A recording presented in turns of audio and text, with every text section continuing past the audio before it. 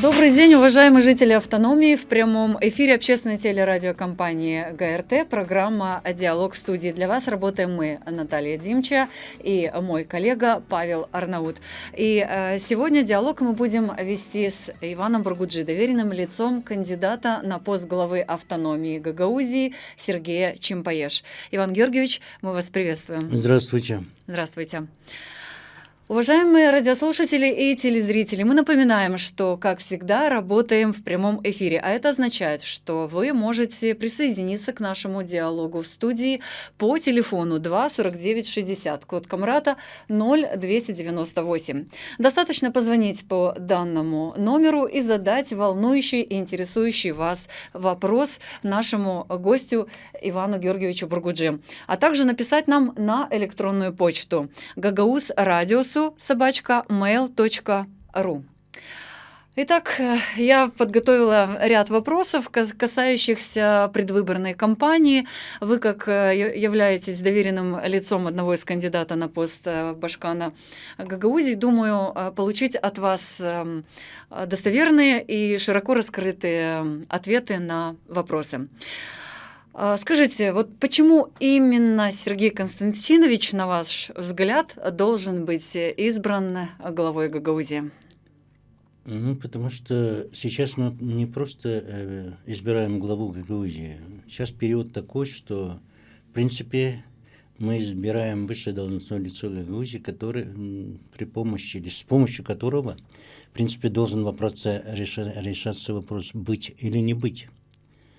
Ни для кого не секрет не является, что сейчас, в ближайшие 4-летие, в принципе, будет решаться не только вопрос, допустим, автономии, вообще будет решаться или решается само существование проекта Республика Молдова. Будет ли вообще Республика Молдова независимая, нейтральная, неблоковое государство Республика Молдова существовать, или оно просто поглотится соседними или объединится с соседней Республикой Румыния.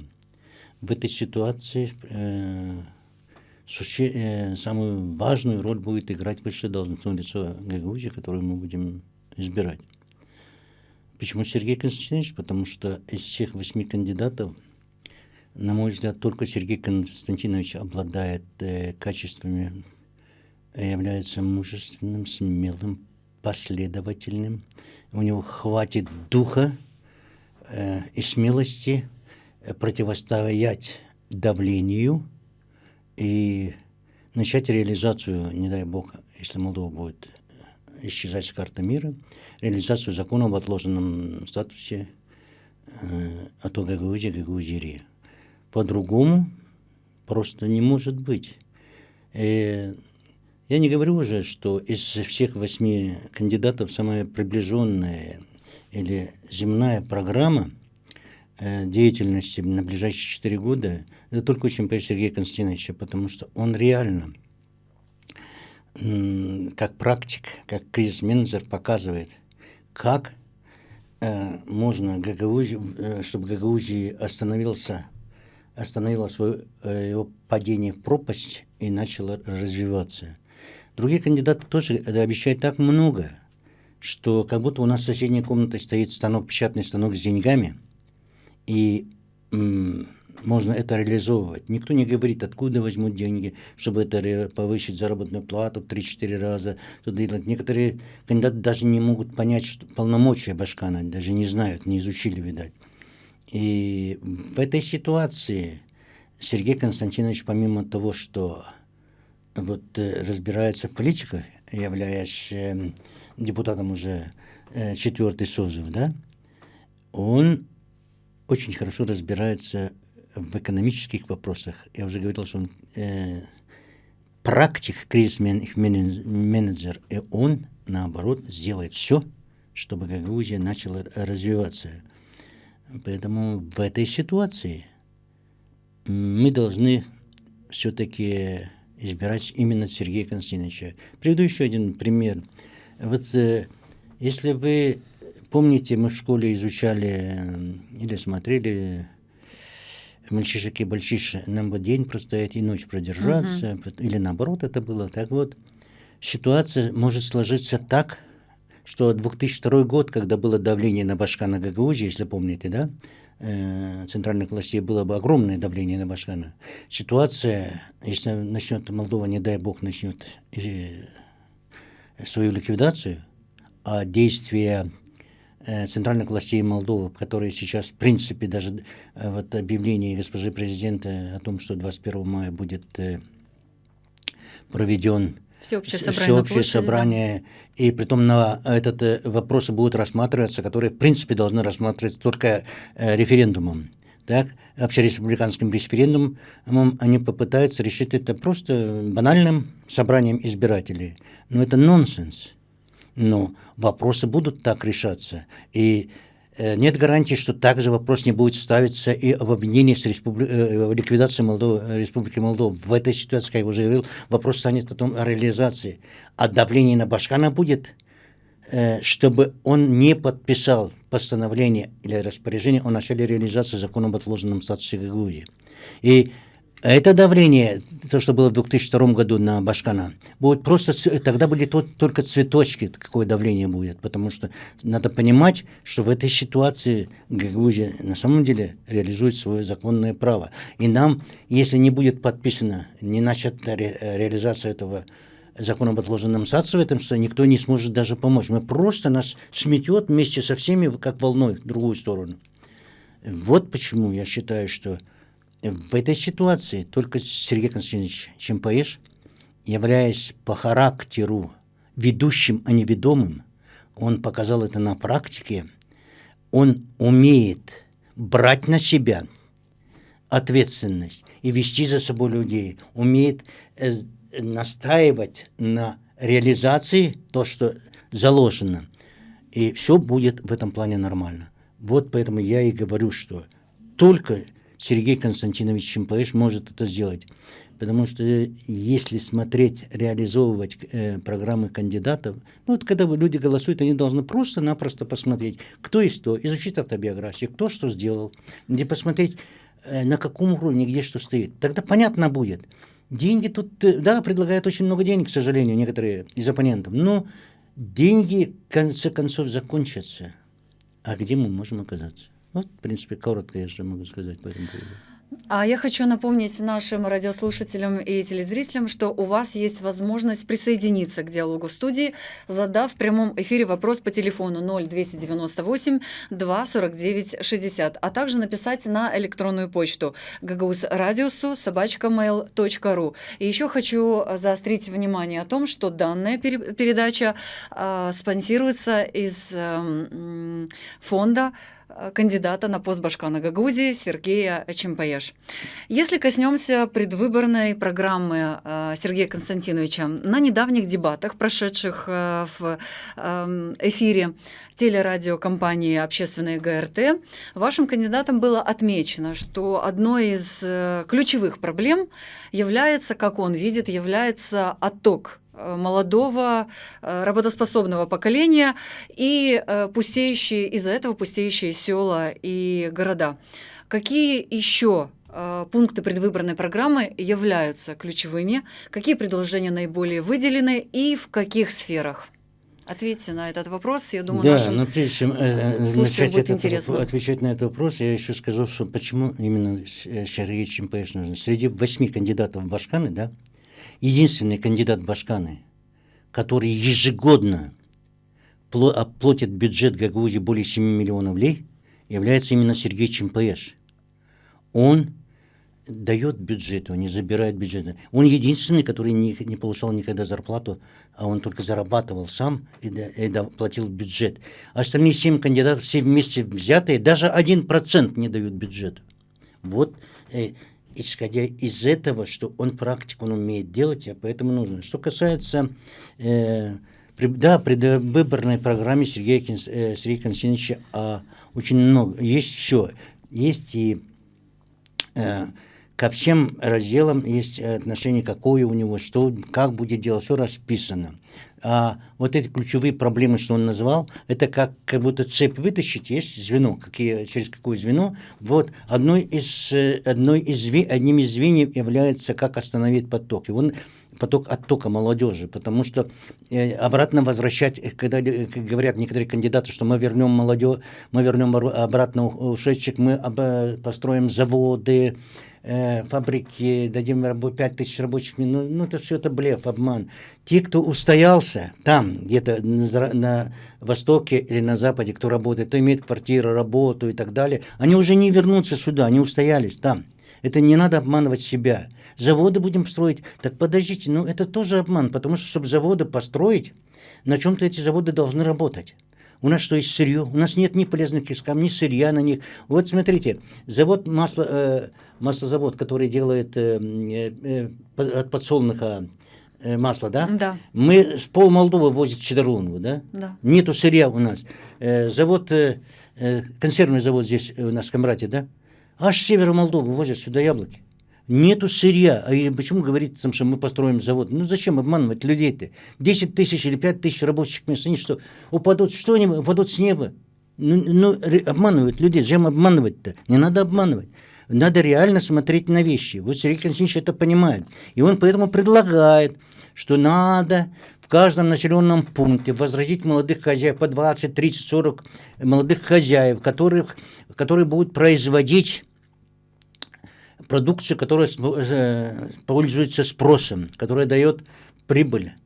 А когда эта прибыль будет даваться, то естественные налоги будут повышаться. Дальше, чтобы преобразовать управление в Гагаузии и, допустим, управление сельского хозяйства, АПК, да, оно должно, агрономы этого управления должны отвечать за все, что будут производить у них должна быть головная боль, когда опрыскивать, когда что делать, по обрезку делать, когда все делать. Это они все отвечать должны за это. А уже управление экономики, видоизменяя, должно отвечать потом за находить сбыть. И у меня, если я производитель и работаю, да, у меня не должна болеть голова, если я произвел, продам ли я это или нет. Я должен быть уверен, что я сделал, я получу заработную плату. И каждый должен получать по 4-5 тысяч евро, если он будет в год получать. Человек будет работать, он будет на месте эти деньги зарабатывать.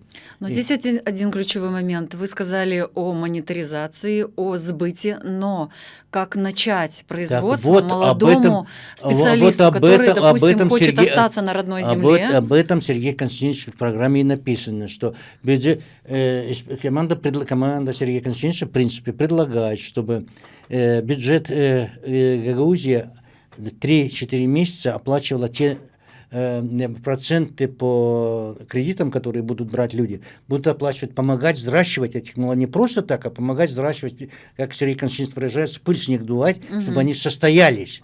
А дальше, когда они состоятся, уже начнется сбыть, начнется еще производство холодильников. Оно будет как-то все взаимосвязано. Холодильниковые ящики, тару делать и так далее. Все, новые рабочие места открываться. Все вот это будет расти. Это один момент. Второй момент. В программе Сергея Константиновича четко зафиксировано, что надо поменять принципы управления в Гагаузии. Он и предлагает, потому что я с ним солидарен в этом плане. Вот наша команда солидарна. Потому что за 30 лет не только в Гагаузии, но и во всей Молдове принципы управления совершенно другие. Принципы управления сейчас у нас зиждятся в большинстве своем на куматризме, на нашизме, на родственных связях и так далее, где пробиваться молодежи, другой грамотной молодежи, которая имеет навыки и так далее, может... Профессиональные да. Не могут, потому что ставят руководство своих знакомых и родственников и так далее. Это должно быть, Сергей Константинович предлагает это вообще, отметьте, везде ставить в управлении только через проведение конкурсов.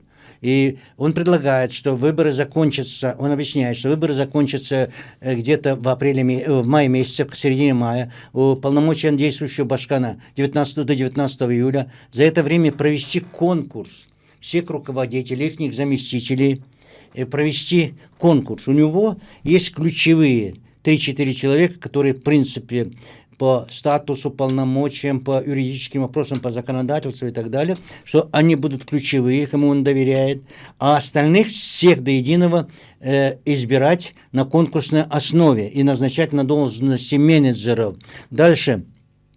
И если один из, допустим, начальник управления образования или культуры, или здравоохранения будет избран, к примеру, с Щедролунского района, да, остальные два заместителя должны быть избраны: один посредством конкурса, один из Волконежского района, второй из Камрадского района, или наоборот. Вот так должно быть всегда. И люди полномочия должны быть перераспределены. Люди должны обладать не только полномочием, но и ответственностью. Вместе с полномочием ответственностью на местах. Сергей Константинович предлагает обоснованно, что надо вернуть уважение к людям. Для этого нужно, чтобы гарантируется, что в 2 раза в год в каждом населенном пункте будет выездное заседание исполнительного комитета ГГУ, где встреча будет вживую с людьми, где проблемы будут подниматься, которые поднимаются, будут браться за обязательства. И через полгода в этом же населенном пункте будет уже спрашиваться, реализовали это или не реализовали, почему. И если виновен чиновник, который был, тогда его вплоть до освобождения занимаемой должности, и на его место другого, посредством конкурса, другого менеджера забирать. Потому что люди, понимаете, родственников берут, люди как пальцы на одной руке не одинаковые, у всех разные способности Богом даны. И нужно, чтобы все способности способных людей ставить по конкурсу, а остальные, которые не пройдут конкурс, чтобы их не выбрасывать в сторону, а в резерв брать, потому что надо избирать. И этим самым искоренится принцип, что то ли примар сделал, то ли башкан сделал, никто ничего не сделал. Команда сделала. Сделал не только команда. Они менеджеры, и башкан, и примар, они менеджеры, они расходуют наши бюджетные деньги. Мы наняли их, они работают. Вот они должны хорошо руководить и делать. Если они плохо руководят, должны уходить. Иван Георгиевич, у нас, мне подсказывает наш коллега, что у нас есть звонок в студию. К нам дозвонился житель по телефону, и мы готовы услышать вопрос. Есть там? Говорите, пожалуйста, здравствуйте. Вы в эфире. Ну, наверное. Нам показывают, что звонок сорвался. Да, звонок сорвался. Идем дальше. Ну, давайте, коль мы начали говорить о кадрах, вот ваш кандидат на пост главы региона уже не 1 год в политике. Вы сказали, что 4 созыва он является... 4-й созыв он является депутатом законодательного органа автономии. Независимым, да. Истинно независимым. От 35-го округа села Тамай. Вот. Кроме опыта ведущего и, скажем так, успешного предпринимателя, опыта политика и законодателя, у Сергея Чимпаеш есть команда, с которой он готов на сегодняшний день прийти и руководить автономией с успехом? Я уже начал говорить о том, что принцип подбора кадров... Что, вопрос? Есть вопрос, да? Дозвонились. Ну, хорошо. Алло. Здравствуйте, мы вас приветствуем. Вы в эфире передачи «Диалог студии». Я жительница Гагаузии Камратов. Да, представьтесь, пожалуйста, как вас зовут? Я Добровольская Валентина. Здравствуйте, Валентина. Очень приятно. Значит, я хотела сказать о том, что Сергей Константинович действительно хороший человек, добрый. Я знаю один момент всего, значит, как всего. Ну, одна женщина спросила меня: Валя, кому подойти? У меня ребенок больной, я хочу это. Я говорю, знаю, Сергей Константинович добрый человек. Вот я у него была, он снял с кармана, дал мне 3000 лей на операцию ребенка.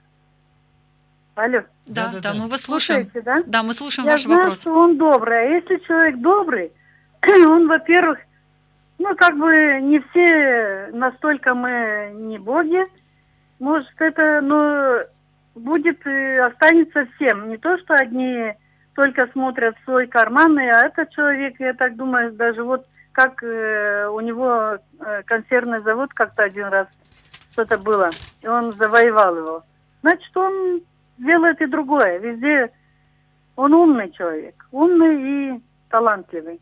Да, спасибо. Ваш вопрос к нашему гостю, к Ивану Георгиевичу. Ну, к Ивану Георгиевичу что я могу задать вопрос? Я насчет вот Сергея Константиновича хотела. Просим, чтобы все голосовали за него, чтобы у нас было будущее, чтобы настоящий был у нас президент. Не те, которые приходят, набирают карманы и уходят. Этот вообще живет в Камрадском районе, не уезжает ни туда, ни сюда на заработки, здесь живет. Знает, как народ живет. Вот такого нам надо президента. Спасибо большое. Спасибо вам за мнение, Валентина. Спасибо за звонок. Ну что, вот мы услышали глаз народа, но я думаю, что среди 8 кандидатов на пост главы автономии у каждого найдется такой же сторонник. Да, продолжим нашу тему по поводу команды. Продолжим нашу тему. Сергей Константинович, естественно, я уже начал говорить о том, что принципы какие, что он предлагает основную часть команды избирать на принципах, на конкурсной основе. Только так, потому что сейчас, и он правильно, вот некоторые кандидаты ходят с командой, которая, в принципе, и уже была 8 лет или 12 лет была, и они и умрут, уйдут на пенсию, работая на одном месте, в принципе, и толком ничего не принося реальных, просто отрабатывая то, что дали указания, вот выполняют, не дали указания, не выполняют. Нам не нужны такие, нам нужны люди, которые будут гореть вот на своей работе, выполняя, предлагая, сами будут. И Сергей Константинович говорит, что все идеи по образованию, например, по здравоохранению должны поступать именно от этих людей, которые работают в этих отраслях. А менеджеры, руководители, как менеджеры, они должны выбирать приоритетность их реализации, потому что 7 пядей во лбу башка не может быть. Поэтому и говорит, что на откуп поддается, образно говоря, здравоохранению, вопросы здравоохранения, образованию, вопросы образования, культуре, вопросы культуры и так далее, спорту, вопросы управления молодежи и спорта должны отдаваться, они должны предлагать.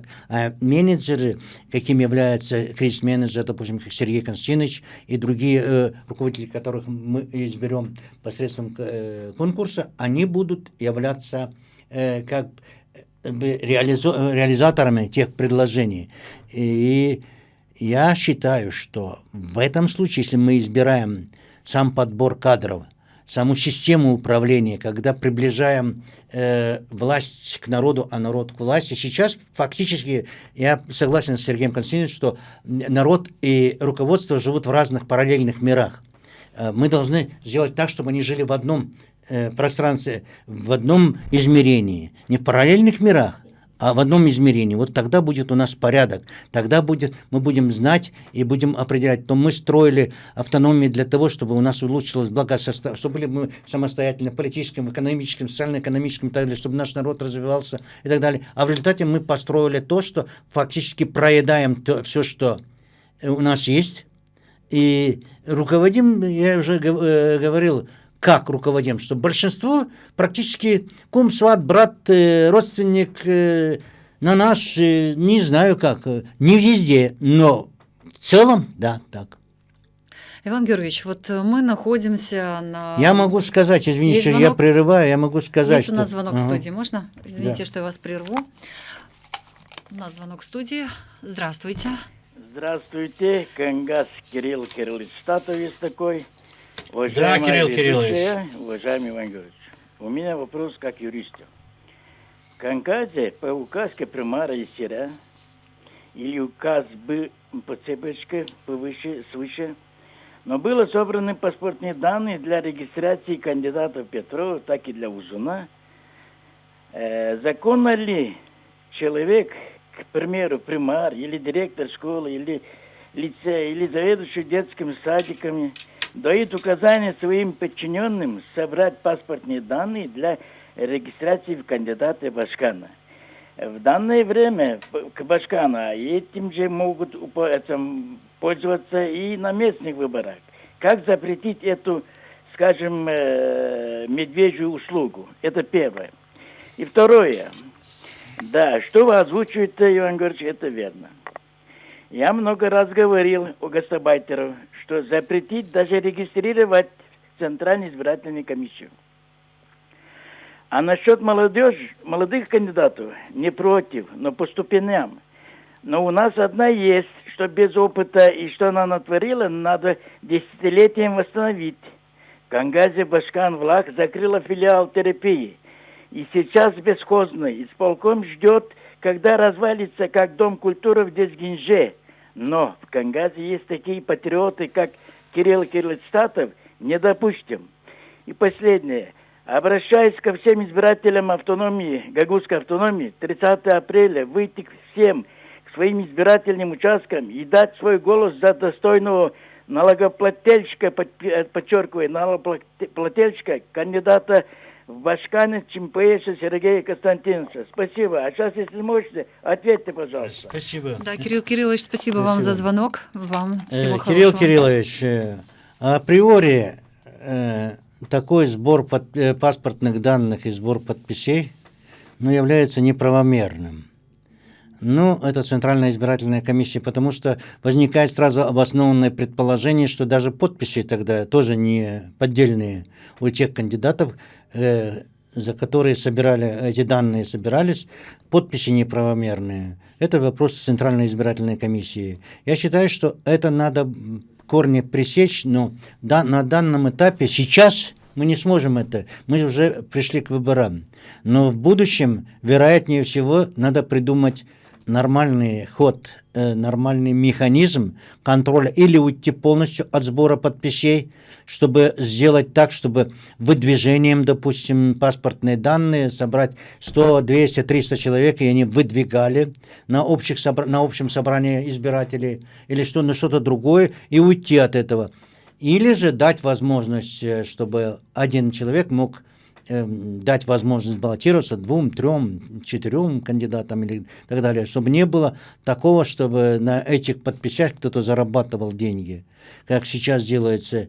Что касается закрытия этого медучреждения в Кангазе, то я, насколько помню, Сергей Константинович говорил с вашими медиками, с вашими людьми, там были на встрече, когда мы собирались, он говорил, как это можно восстановить, потому что это медицинские учреждения должны быть как можно ближе к людям. А не люди должны добираться до медицинских учреждений, а они были, как говорят, в шаговой доступности до людей, и это в программе Сергея Константиновича есть, и он будет это реализовывать. Иван Георгиевич, мне коллега показывает, что есть у нас очередной звонок. Я прошу вас, наденьте наушники. Мы готовы принять вопрос от нашего слушателя или телезрителя.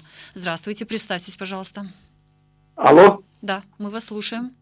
Христос воскресе! Воистину воскрес! Я хотел задать Ивану Георгиевичу такой вопрос. Иван Георгиевич, да. Вы здесь озвучили, налоги ЧМПШ 5%, 8 миллионов. Более 7 миллионов. Да, это с учетом, если 8 миллионов, значит, это 5% всего дохода. Не знаю я. Я просто говорю, что более 7 миллионов. Ясно. Сумма набирается хорошенькая. Какую инвестицию собирается инвестировать? Что хочет инвестировать Сергей Чимпаевич за остальные суммы денег? Не понял вопрос. Вы сейчас о нем говорите как о предпринимателе. Да, вы говорили, значит, 8 миллионов. Это от всего дохода 5%. Я слово 8 не произносил. Я сказал более 7 миллионов. 7. Вот остальная часть очень хорошенькая сумма. Послушайте. Что-нибудь инвестировать в Гагаузию? Это вы спросите его. Он уже инвестирует в Гагаузию, когда строит или модернизирует свой завод и так далее. Это его. Он дает от своей заработной платы или заработанной суммы денег, он платит налоги. Естественно, сумма налогов меньше, чем остается ему. Куда он инвестирует? Это личное дело, как и если вы что-то зарабатываете, платите налог, или вы получили зарплату, платите часть налогов, а остальную сумму уже вас же не спрашивают, куда вы потратите. То же самое и он, если как бизнесмен будет тратить, то он или новое будет делать, или куда-то инвестировать это. И насколько я знаю, он вкладывает свою прибыль в модернизацию своего завода, чтобы он больше и лучше, качественнее работал. На данный момент завод, который сейчас в Камрате есть, по технологии выработки является одним из лучших в Республике Молдова. Потому что такой процент выпарки нету нигде, как у нас в Камрате. А коль будут ничего не делает, не инвестирует. Я говорю, что он инвестирует деньги в собственное производство. Это его личное право. Да, это его право как предпринимателя. Вам спасибо за звонок, за вопрос, а мы продолжим. Иван Георгиевич, мы находимся в электоральном периоде, меньше, чем через 2 недели, а точнее 30 апреля, жители автономии выйдут к избирательным урнам и должны будут определиться с выбором и среди 8 кандидатов избрать одного единственного, достойного на пост главы автономии. И одной из самых наболевших тем, самых актуальных тем, которые обсуждает общественность и граждане Гагаузии, состоится ли первый тур выборов? Удастся ли нам, избирателям, превысить порог, который мы должны по закону Я понял, исполнить? Наталья Дмитриевна. Я сейчас хочу еще одно сказать. Я телезритель или радиослушатель, в принципе, прервал то, что я отвечал. Сергей Константинович на встречах озвучивает, что основное, учитывая, что у нас политическая автономия, что политические вопросы должны стоять, что мы должны свои права и полномочия отстаивать всегда и во всем, что мы должны четко знать, что, как развиваться будем, где и так далее.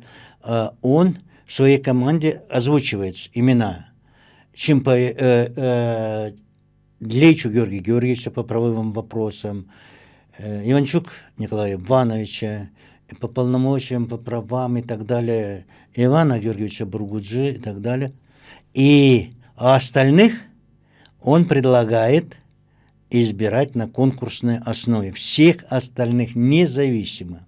Если потом в процессе работы тот же Бургуджи, Иванчук или Лейчу что-то не будут исполнять, тоже на конкурсной основе будут они заменены. Не бывает ничего вечных. Я считаю, что такой механизм или метод руководства самый лучший, потому что мы сейчас практически деградируем при помощи того руководства, которое сейчас, механизма, который мы сейчас руководим автономией, да и, собственно, Молдовой, мы деградируем сами на нашизм и куматризм.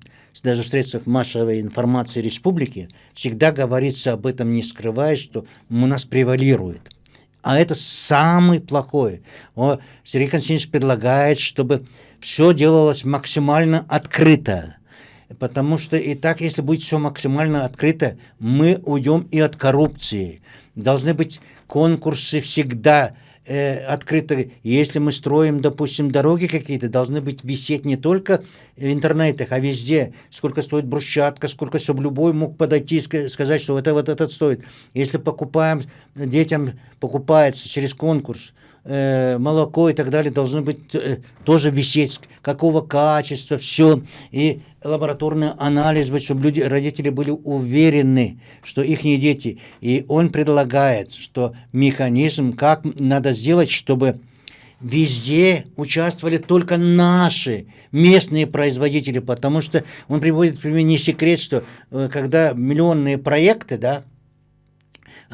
региональные, реализуют их кишиневские фирмы. Когда депутаты пытаются проверить что-то, выходит, что там фирмы, кишиневские фирмы, у которых за душой ничего нет. Даже тракторов или чего-нибудь нет. Они просто нанимают потом других, только отбивают просто деньги. Чтобы уйти от этого, он предлагает именно, чтобы везде были наши работали, что наши рабочие строители не могут работать, ничего делать. Покупали мебель, допустим, у наших производителей, все у наших. Иван Георгиевич, я вынуждена вас прервать. У нас телефонный звонок, и житель, дозвонившийся уже давно, ждет на линии. Давайте. Здравствуйте, представьтесь, пожалуйста. Добрый день, я из Чадалунги. Иван Георгиевич, да. Я хотел бы вас поддержать в том плане, что вы сказали заранее, чтобы избиратели обратили внимание на то, какой кандидат что сделал до выборов, как он себя показал до выборов, и заслужил ли он быть башканом Гагаузии. Вот в этом плане я вас поддерживаю и хочу обратить внимание всех избирателей на это. Пусть проследят и посмотрят.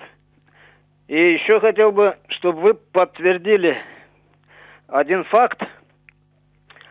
Когда принимался закон о гагаузском языке, господин претендент на Башкана Узун голосовал против этого закона. И чтобы люди все это знали, когда будут голосовать. Спасибо. Ну, спасибо, но давайте не буду я говорить, подтверждать, не подтверждать. Люди могут сами посмотреть видео, в интернете есть, зайти на сайт Народного собрания Гагаузии. Да, и освежить память. И освежить свою память. Я просто могу сказать, что люди, когда будут голосовать, должны посмотреть внимательно автобиографии кандидатов, что они сделали, как сделали, и где кто из этих кандидатов живет, где что делает. Потому что на самом деле я вас поддержу, что Сергей Константинович все время, кроме случая, когда он отслужил и учился, остальное все время проживает вместе с нами в Гагаузии, живет в Гагаузии, дышит с нами одним воздухом. И возвращаясь к программе Сергея Константиновича, он считает, что все, кто работает на государственных должностях, должны проживать только в Гагаузии, больше нигде, потому что не дело, когда люди живут в другом месте, сюда ездят на заработок как гастарбайтеры, должны жить, месить эту грязь, месить это, если дорогой, по этим дорогам плохим ездить, чтобы лучше было сделать эту дорогу и так далее. Я в этом плане солидарен с Сергеем Константиновичем и очень даже считаю, что это нужно помогать ему в этом. И вот вы спросили Да, меня. по поводу явки. Сумеем ли явки. мы, как жители Гагаузии, преодолеть этот порог 50%? Ну, если мы не сумеем преодолеть этот порог, я думаю, что не надо делать трагедию. Люди должны осознать, что мы выбираем. Вот смотрите, допустим, в Израиле или в Италии очень часто проходят досрочные выборы, да, парламентские. Люди понимают, что да, деньги тратим, но по-другому мы не сможем изменить ситуацию. И поэтому избирают. Да, нужно 50, у нас 93 тысячи почти избирателей, да. 50 плюс 1 должно выйти, да. Но если даже не выйдут, ну что делать? Тогда через 2 недели состоятся повторное голосование по тем же спискам, по тем же кандидатам, но уже 1/3 избирателей будет. Но если и тогда не выйдут, тогда новое выдвижение через 3 месяца. 3 месяца, да. Да.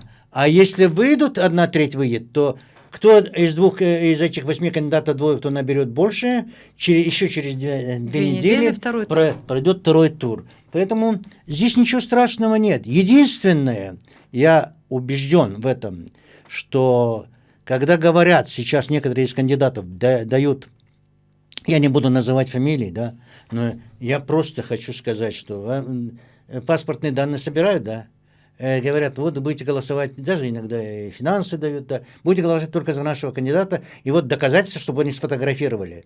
Деньги берите, понимаете? Это не их деньги, которые они так отдают. Берите еще, но когда вы зайдете в кабинку для голосования, только вы со своей совестью будете там, пропустите через сердце, через разум кандидата и проголосуйте, как вы считаете нужным. Но и ни в коем случае не фотографируйте. Это запрещено законом.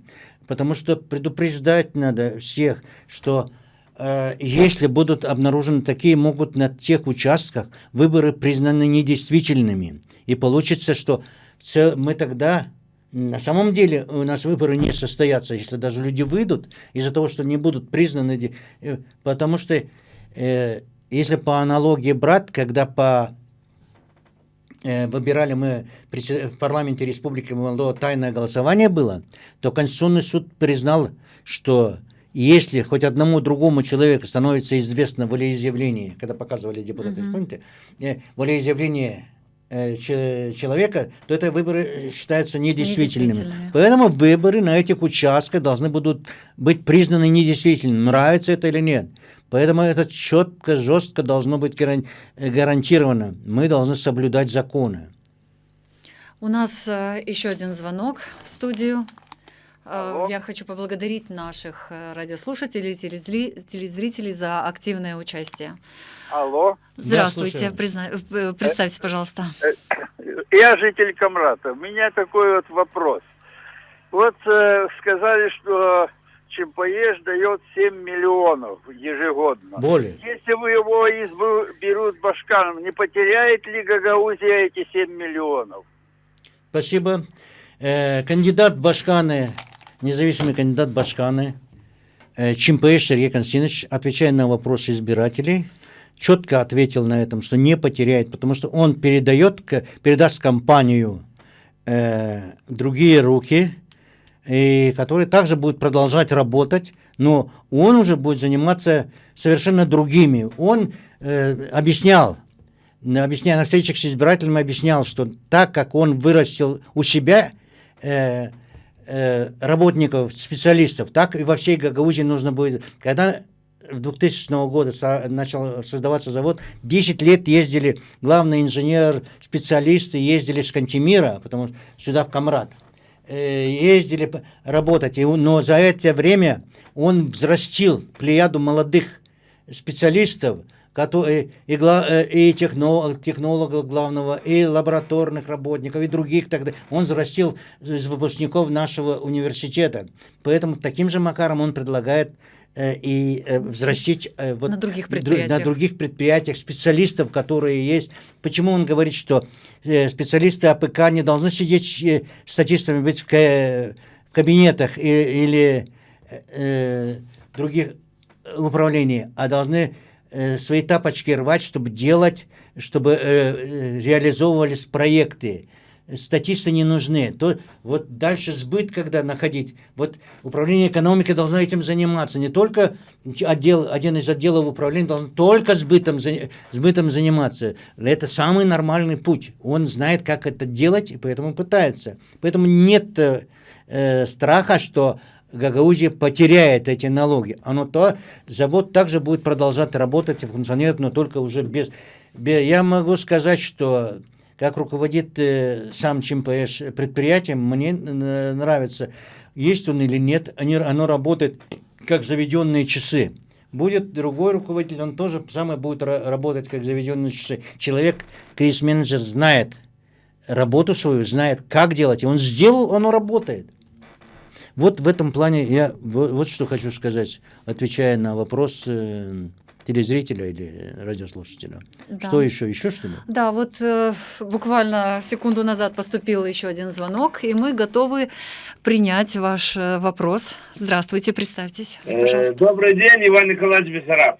Да, слушаю. Дело в том, что хочу сказать, чтобы это было во всеуслышание, когда начались предвыборные кампании, и я увидел всех кандидатов, я всех проверил по интернету, сколько я смог, сколько информации есть. То, что меня удивило, что вот написала одна женщина, что Сергей Константинович везде скандальничает. Я посмотрел его передачи, вот его выступление на Народном собрании. Много у него там громких дел есть, но ни один, подчеркиваю, ни один депутат его не мог обвинить в воровстве или во лжи. Да, были там разные депутаты, разные высказывания, но самое главное, что никто не мог ему сказать лжец и вор, понимаете? Самое главное. И самое главное, что я хочу сказать, чтобы народ выбирал по критериям действительно Гагауза на Башкана. Почему? Потому что, во-первых, работает здесь, во-вторых, борется за гагаузскую автономию, в-третьих, платит налоги в Гагаузии, и самое главное, переживает за гагаузский народ. И я хочу узнать одну вещь, Иван Георгиевич. Вот сейчас вот у меня в селе проходят и собирают подписи, что они проголосуют за то и за этого человека. Вот о чем я говорю. Вот, слушайте, я что хочу сказать. Дело в том, что может правоохранительные органы подключатся, и вот этих кандидатов, кто занимается таким образом, снимет их с гонки. Потому что если мы сегодня выберем так же преступно, как до сих пор выбирали, мы будем иметь то же, что до сих пор имеем. Спасибо. Спасибо, Иван Николаевич. Да, вам спасибо за вопрос. Спасибо. Я хочу сказать, вот в подтверждение моих слов, хочу сказать, что это не шуточное дело. Почему? Потому что оказывается морально-психологическое воздействие на тех же старушек, что вот забрали, я дала паспортные данные, я должна голосовать. То есть не будет волеизъявления человека, а уже давление. Это недопустимо. И поэтому в первую очередь этим должна заниматься Центральная избирательная комиссия. Это епархия Центральной избирательной комиссии, потому что Центральная избирательная комиссия не наблюдает, как проходит у нас предвыборная агитация, к примеру, да. Некоторых кандидатов используется административный ресурс вовсю. Это законом запрещено. Но, тем не менее, они используются. Используя административный ресурс, собираются полные залы, что другие кандидаты этого не могут себе позволить, но здесь чуть ли не под угрозой увольнения, вот придете, это самое, ну нельзя так делать. Мы с самого начала начинаем обманывать уже избирателей. Не избравшись, уже мы начинаем обманывать. Так не должно быть. Некоторые кандидаты, ну, мягко говоря, говорят неправду. Ну вот, допустим, один из кандидатов высказался, что Бургуджи в прошлых выборах, да, я агитировал за другого кандидата был, да, вместе с ним ходили к Плохотнюку Владимиру Георгиевичу и просили деньги и так далее. Я смотрел дебаты просто. Я хочу официально заявить, что это, ну, грубо это будет, если я скажу ложь, да, это неправда. Такого не было никогда. Да, я до сих пор, в отличие от многих, считаю, что неправомерно демонизируют Плохотнюка Владимира Георгиевича. Я считаю его на самом деле гениальным менеджером, кризис-менеджером, потому что нельзя коррумпировать человека, любого человека, если он не хочет. Что тебе, ему насильно давали что-то? Деньги насильно совали в карманы, что говорят, что он покупал и так далее. Для того, чтобы кого-то коррумпировали, нужно, чтобы как двустороннее движение, чтобы кто-то хотел брать, а кто-то давал. Так, подожди, если он давал, а ты брал, ты вместе с ним, почему тогда ты тоже должен урыть отсюда? Так не должно быть. Поэтому не было такого, чтобы я ходил, чтобы где-то брал деньги. Не надо обманывать. Вот нельзя, если мы сразу начинаем вот обманывать, как же будет тогда потом дальше? И надо соблюдать законы. Надо всегда соблюдать законы. За что ратует Сергей Константинович? Он всегда ратует за то, чтобы соблюдались законы. Потому что если мы не будем соблюдать законы, нас также легко будут в отношении нас нарушать законы. Закон суров, не зря сказано, что закон суров, но он закон. Наши некоторые пытаются говорить, что закон, можно чуть-чуть исполнить закон.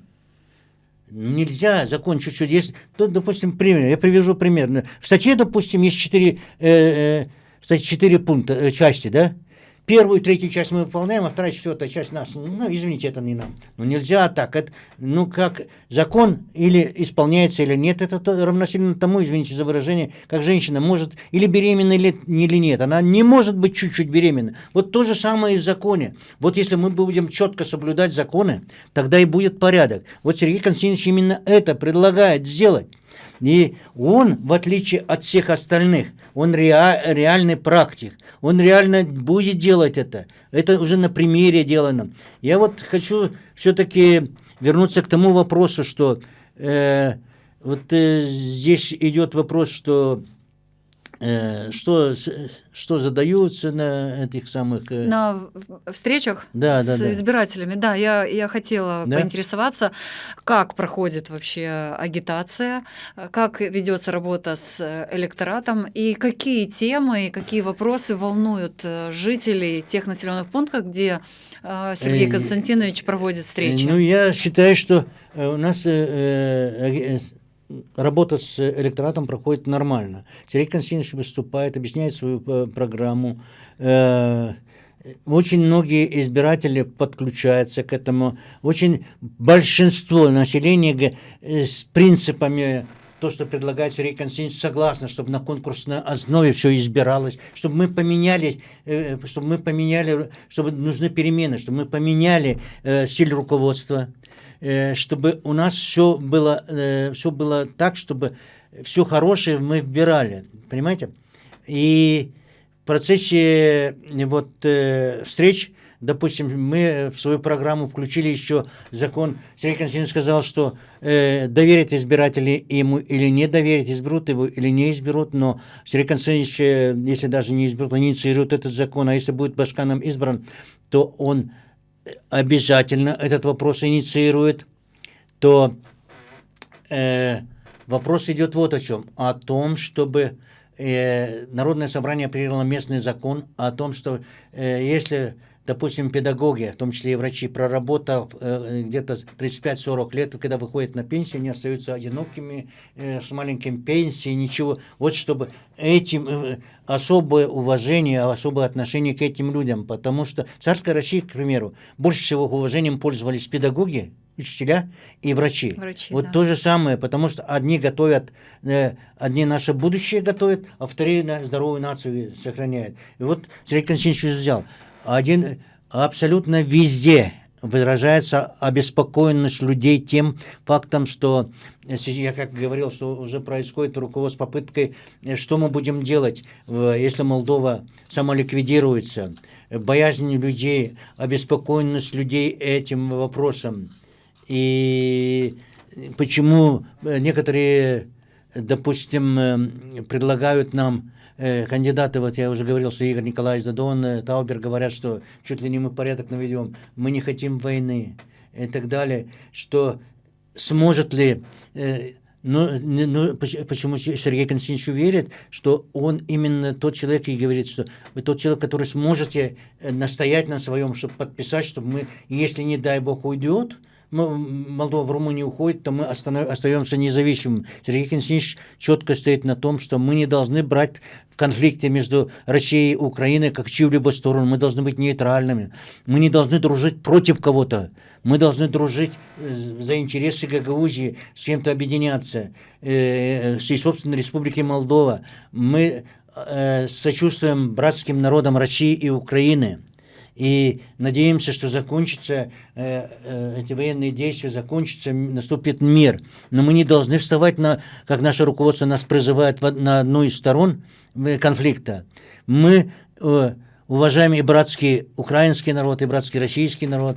И мы должны быть действительно нейтральными. Вот Сергей Константинович именно на этом стоит, настаивает на этом и так далее. Вот даже, к примеру, вот то, что сейчас сделала вчера страна, в страну не пропустили Раиса Татрасана, да, несмотря на то, что, в принципе, нельзя так делать, потому что один из кандидатов – это пиар-технологии, в принципе, да, если приглашает так, не объявили заранее, что оно будет, но если бы оно было заранее назначено, это просто на период выборов показать, что это самое. Но Сергей Константинович выступил с заявлением, что, несмотря на это, он осуждает такие действия по отношению к Российской Федерации, что это должно лицо, что это неуважение, показывает неуважение и не только к Российской Федерации, но и неуважение к нашему гагаузскому обществу, потому что такие вещи нельзя делать. Вот этим должен был озаботиться ЦИК. ЦИК должен был ставить вопрос, что, извините, господин кандидат Башканы, вы нарушаете, поэтому нельзя этого делать. Но случилось. Я смотрю, остальные кандидаты не выступают. Вот это равносильно тому, когда Сергея Константиновича неправомерно не зарегистрировали, а только из-за того, что он был и в России 24 прошел сюжет про него, что их недоговоренности направлены господином Мишустиным за то, чтобы для практической реализации, да, его просто быстро нашли причину не регистрировать. И ни один из кандидатов не выступил, кроме, по-моему, Чернева. Никто не выступил, что это неправомерно, незаконно. Но, ребята, надо соблюдать, надо самим быть выше этого, быть мужественнее. Вот тогда будет нормально. Если вы в этом мелком не бываете мужественными, тогда как же вы будете мужественными? Когда наступит на самом деле, могут наступить такие события, что от вашего мужества, смелости, стойкости будет зависеть вообще жизнь Гагаузии. А то, что мы у края черты, я вам скажу, что это не слова пустые. Смотрите, у нас в некоторых селах в прошлом году родились по одному, по трое детей. А куда мы придем потом? Если нет, не будет людей, которым платить налоги, детей не будет, мы уничтожимся, уйдем. Я хочу сказать, что вот одна из проблем, с которой поднимал Сергей Константинович, было именно цены на газ, природный газ. где-то Сергей Константинович поднимал вопрос, что мы, Гагаузия, потребляет около 50 миллиардов кубометров в год, да, и миллионов кубометров в год, и чтобы Россия могла поставить по нормальной цене Гагаузии. В принципе, политический вопрос нашел свое разрешение. Почему я говорю, в принципе, нашел, потому что были направлены мишустины, ведь это самое страшное то, что мы собираем вот на митингах, собирали подписи, все люди, да, но наше руководство Гагаузии, видимо, боясь руководства Молдовы, да, оно даже не поехало в Россию, не вручило это. Это ненормально. А то осилит дорогу идущие, понимаете?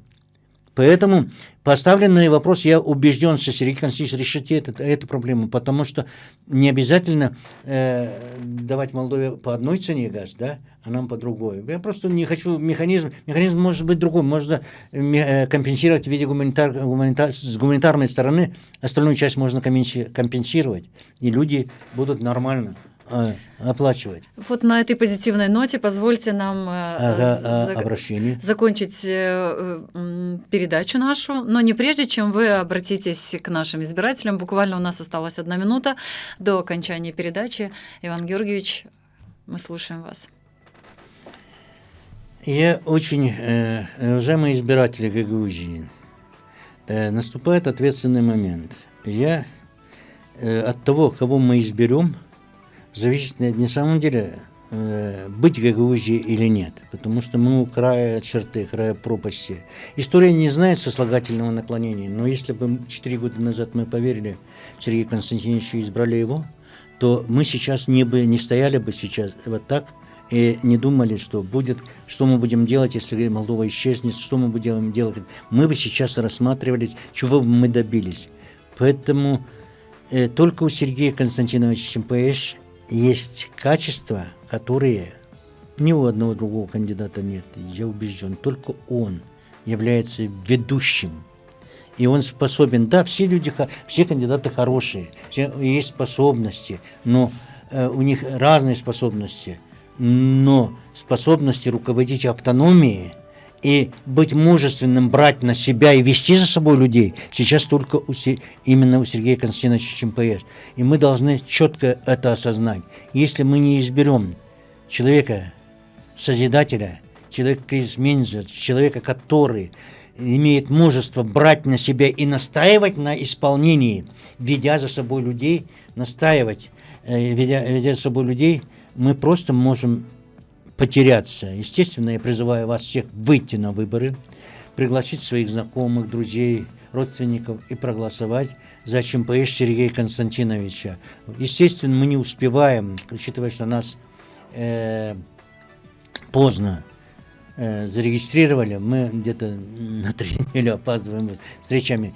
И, пользуясь вот этим случаем, я хочу сказать, что завтра в 14 часов в селе Киритлунга будет встреча с ЧМПС Сергея Константиновича, независимого кандидата, воистину независимого, а не мнимого независимого кандидата в Башкана Гагаузии с избирателями.